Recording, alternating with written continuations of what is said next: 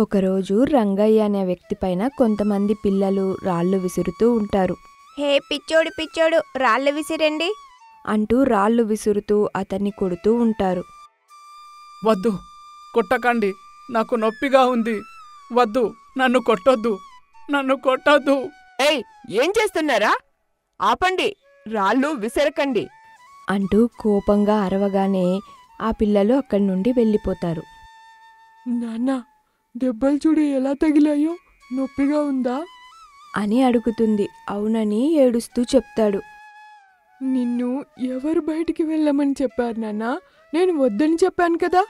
నా మాట వినకుండా ఎందుకొచ్చావు? ఇంకెప్పుడు అలా రాకు. ఇంకెప్పుడైనా వచ్చావంటే నా మీద ఒట్టే.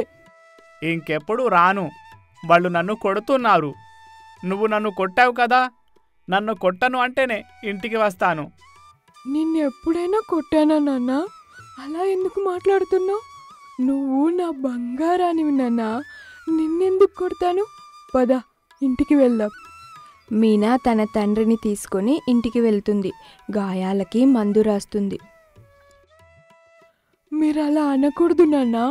మందు రాసుకుంటే నొప్పి తగ్గిపోతుంది.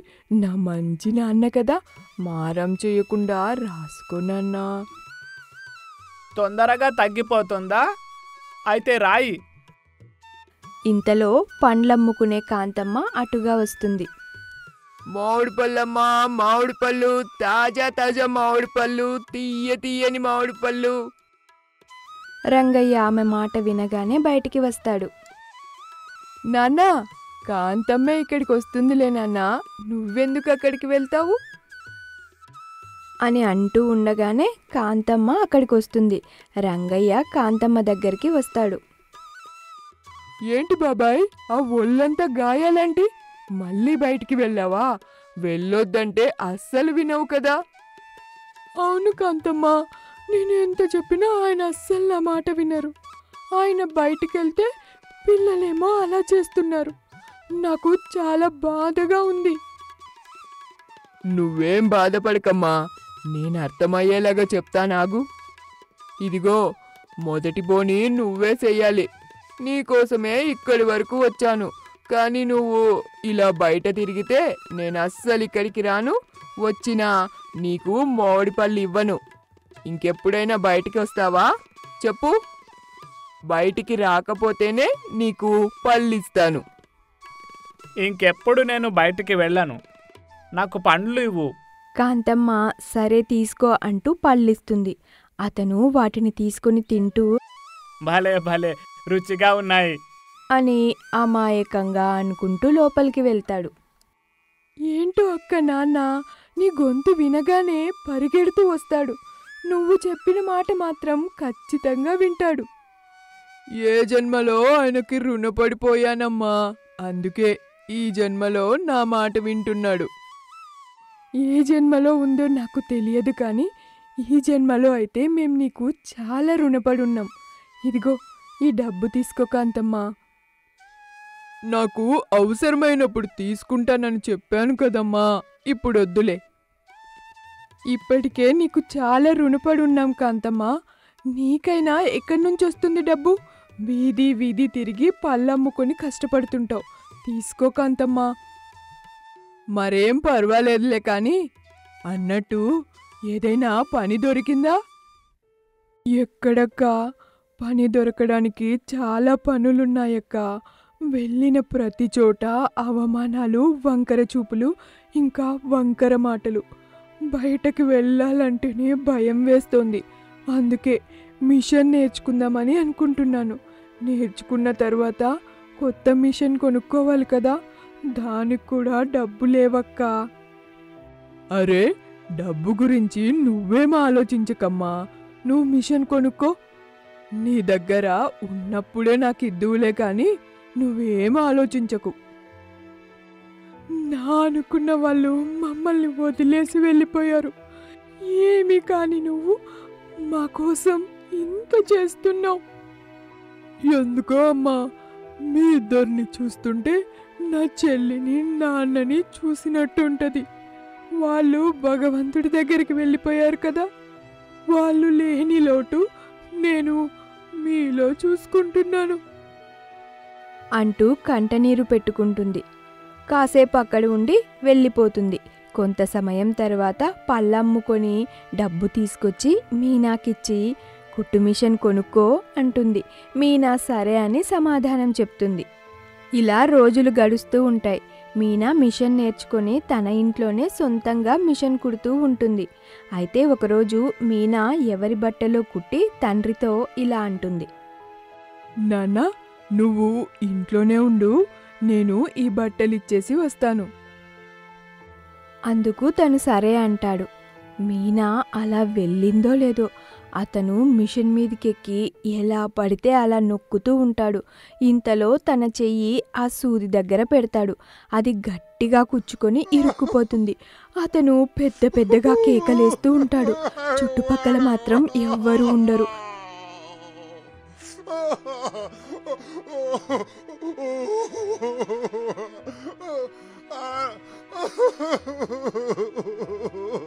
ఇంతలో పళ్ళమ్ముకుంటూ కాంతమ్మ అటుగా వస్తుంది. ఆ కేకలు విన్న వెంటనే లోపలికెళ్తుంది.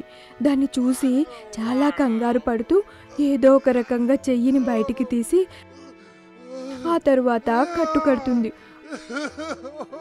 అతను మాత్రం ఏడుస్తూనే ఉంటాడు. అయ్యో బాబాయ్, నొప్పిగా ఉందా? బాధపడకు, తగ్గిపోతుందిలే అంటూ ఓదారుస్తూ ఉంటుంది. కొంతసేపటి తర్వాత మీనా అక్కడికి వస్తుంది. నన్ను చూసి కంగారు పడుతుంది. కాంతమ్మ జరిగిన విషయమంతా చెబుతుంది. దాన్ని చూసి మీనా చాలా బాధపడుతుంది. ఎందుకు నాన్నా ఇలా ఏడ్పిస్తావు? నీకెన్నిసార్లు చెప్పాలి ఏం కదిలించకుండా ఒకచోట కూర్చోమని? ఎందుకమ్మా అలా అరుస్తావు? ఆయన చూడు, భయపడుతూ ఎలా దూరంగా వెళ్ళిపోతున్నాడు. అయ్యో నాన్న, నన్ను క్షమించు, ఇంకెప్పుడు అలా అనలే. కానీ మిషన్ దగ్గరికి మాత్రం రాకు. అందుకతను సరే అని ఏడుస్తూ వెళ్ళిపోతాడు. అలాగే ఏడుస్తూనే విశ్రాంతి తీసుకుంటాడు. మీనా, ఒక మాట అడుగుదామని చాలా రోజుల నుంచి అనుకుంటున్నాను. నువ్వు మళ్ళీ తప్పుగా అనుకోవు కదా? అదేంటక్క అలా అంటావు? నేనేం తప్పుగా అనుకోనులే. నువ్వు ఏం అడగాలనుకుంటున్నావో అడిగేసేయ్. బాబాయ్కి ఎప్పటినుంచి ఇలా ఉంది? అసలు ఆయన ఎందుకు ఇలా ఉన్నాడు? మీ అమ్మగారు మీతో పాటు ఎందుకు లేరు? ఇంతకీ ఆమె బతికే ఉందా లేదా? బతికే ఉందక్క. ఆమె మమ్మల్ని ఒంటరి వాళ్ళని చేసేసి మా జీవితాలను చీకట్లో పడేసి వెళ్ళిపోయింది. అసలు ఏం జరిగిందో వివరంగా చెప్పు మీనా. మీనా తన గురించి చెప్పడం మొదలు పెడుతుంది. సరిగ్గా తనకు 10 సంవత్సరాల వయసున్నప్పుడు జరిగిన సంఘటన ఇది. మా నాన్నకి రైల్వేలో ఉద్యోగం. ప్రతిరోజు సాయంత్రం నా కోసం ఏదో ఒకటి తీసుకొస్తూ ఉంటాడు. మా అమ్మ పేరు లక్ష్మి. మేమందరం కలిసి చాలా సంతోషంగా ఉండేవాళ్ళం.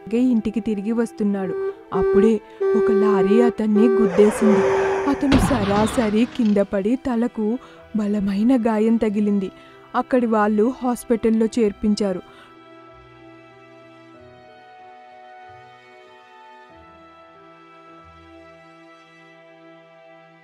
డాక్టర్లు బతకడం చాలా కష్టమని చెప్పారు. ఏదో ఒకటి చేసి నా భర్తని బ్రతికించండి, మీకు పుణ్యం ఉంటుంది అంటూ చాలా బ్రతిమలాడింది. వాళ్ళు చాలా ప్రయత్నం చేసి నాన్నని బ్రతికించారు. నాన్న బ్రతికారన్న సంతోషం కొంతసేపు కూడా మిగల్లేదు. అతను మమ్మల్ని గుర్తుపట్టడం లేదు. మేమేమో ఏడుస్తూ ఉన్నాం. చాలా పిచ్చి పిచ్చిగా ప్రవర్తిస్తూ ఉన్నాడు. డాక్టర్ని అడిగితే డాక్టర్ తీవ్రమైన గాయం కారణంగా ఆయన మతిస్థిమితం పోగొట్టుకున్నారు. ఆ మాట వినగానే అమ్మ చాలా కంగారు పడింది. కొన్ని రోజుల తర్వాత నాన్నని ఇంటికి తీసుకెళ్ళాం. ఆయన ప్రవర్తనలో ఎలాంటి మార్పు లేదు. అన్నం పెడితే దాన్ని విసిరేసేవాడు. ఇంట్లో ఎక్కడ పడితే అక్కడ మలమూత్రాలు విసర్జించేవాడు. దాన్నంతా చూసి అమ్మ నాన్నని కొట్టడం మొదలుపెట్టింది. అమ్మా, నాన్న ఒక పసిపిల్లవాడితో సమానం. నువ్వు నాన్నని అలా కొట్టకమ్మా, నాకు చాలా బాధగా ఉంది. మీ నాన్న చచ్చినా బాగుండేది. అనవసరంగా బతికి అందరినీ ఇలా వేధిస్తున్నాడు.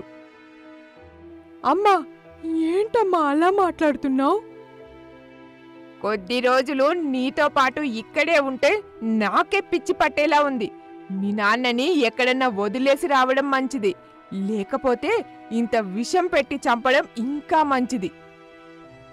అమ్మా, ఇంకొకసారి అలా మాట్లాడకు. నువ్వు నాన్నని చూసుకోకపోతే నేను చూసుకుంటానమ్మా, అంతేగాని ఇంకెప్పుడు అలా మాట్లాడకు. ఆ మాటలు వినగానే ఆమె ఏం మాట్లాడకుండా అక్కడి నుండి వెళ్ళిపోయింది. నేను స్కూల్ మానేసి నాన్నని చూసుకుంటూ ఉన్నాను. ఇంట్లో ఉన్న ప్రతిరోజు నాన్నని నన్ను ఎప్పుడూ తిడుతూనే ఉంటుంది. ఇద్దరిని ఇష్టం వచ్చినట్టుగా కొట్టేది కూడా. ఇలా కొద్ది రోజులు గడిచాయి.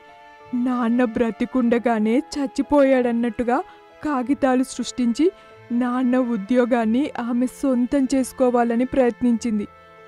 ఆమెకు చాలామంది సపోర్ట్ కూడా చేశారు. చివరికి ఆమెకి ఉద్యోగం వచ్చింది. ఉద్యోగం వచ్చిన తర్వాత ఒకరోజు, మీ నాన్న పిచ్చివాడు కదా, ఇద్దరు రోడ్డు మీదకెళ్ళి అడుక్కుంటే చాలా డబ్బులొస్తాయి, అలా సంతోషంగా బతకచ్చు, ఇప్పుడే బయటికెళ్ళండి అంటూ నిర్దాక్షిణ్యంగా బయటికి నెట్టేసి ఇంకో వ్యక్తిని పెళ్లి చేసుకుని సంతోషంగా ఉంది. నేను నాన్నను తీసుకుని ఈ ఊరికొచ్చేశాను. అప్పటి నుంచి దొరికిన పని చేసుకుంటూ నాన్నని చూసుకుంటూ ఇదిగో ఈ చిన్న ఇంటిని సొంతం చేసుకున్నాను అంటూ ఏడుస్తూ జరిగిన విషయమంతా చెబుతుంది. దాన్ని విని కాంతం కూడా చాలా బాధపడుతుంది. చిన్నప్పటి నుంచి ఎన్నో కష్టాలు అనుభవించావు కదా, ఈ సమాజంలో కష్టాలను ఎదుర్కొంటూనే ధైర్యంగా ఉన్నావు. ఆ భగవంతుడు నీకు ఖచ్చితంగా సహాయం చేస్తాడమ్మా. నీ మీద జాలి చూపించి మంచి భర్తను నీకు ప్రసాదిస్తే అంతే చాలు. నాకు పెళ్లి మీద ఎలాంటి అభిప్రాయం లేదు కాంతమ్మా. ఆ భగవంతుణ్ణి ఒక్కటే కోరుకుంటున్నాను. నాకంటే ముందు మా నాన్న చనిపోవాలి. పొరపాటున భగవంతుడు నన్ను ముందు తీసుకెళ్తే మా నాన్నని చూడ్డానికి ఎవ్వరూ ఉండరు. నేను దేవుణ్ణి మాత్రం అలాగే కోరుకుంటున్నాను. బాధపడకమ్మా మీనా, భగవంతుడు నీకు ఖచ్చితంగా మంచి జీవితాన్ని ప్రసాదిస్తాడు.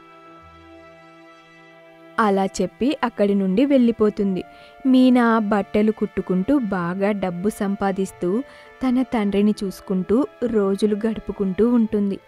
మీనా లాంటి మంచి అమ్మాయికి ఇంకా మంచి జరగాలని మనం కూడా కోరుకుందాం.